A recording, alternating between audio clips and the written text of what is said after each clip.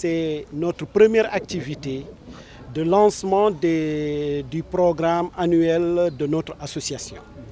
En choisissant le thème d'aujourd'hui intitulé Histoire, citoyenneté et développement, nous avons voulu, à travers ce thème, apporter notre contribution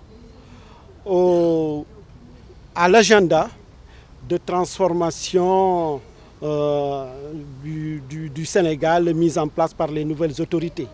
Parce que vous pouvez le comprendre que depuis que les nouvelles autorités sont arrivées au pouvoir, la question de l'histoire, de la commémoration, vous avez vu, la commémoration de Thiaroye a été beaucoup agitée.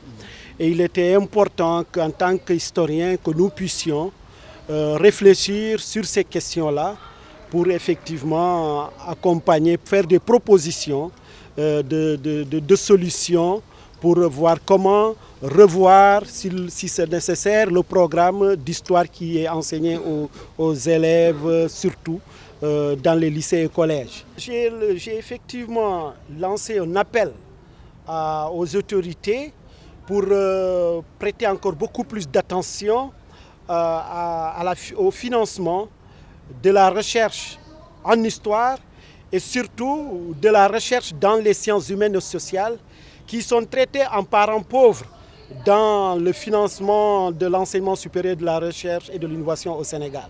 Parce que la plupart souvent des projets qui sont mis en compétition, on voit que ce sont les sciences exactes, les sciences de l'ingénieur, les sciences environnementales qui sont beaucoup plus mises en avant dans les financements.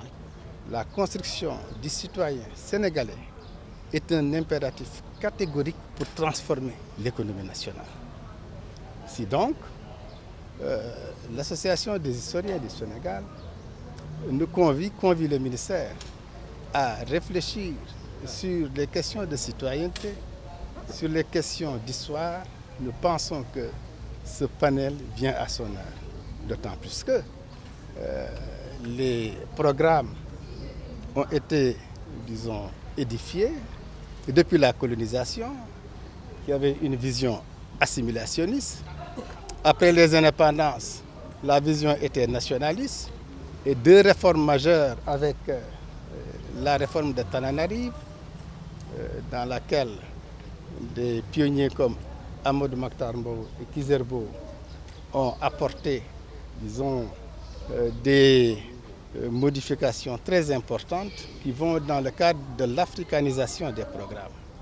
Et il faut attendre la fin des années 70, notamment en 1982, pour qu'il y ait une sénégalisation des programmes. Mais ça reste.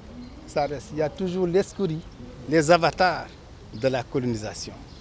Il faut partir, nous pensons, de notre histoire, de notre patrimoine, de notre héritage, pour penser par nous-mêmes et nous projeter dans le futur et, ce faisant, essayer de transformer notre vécu quotidien.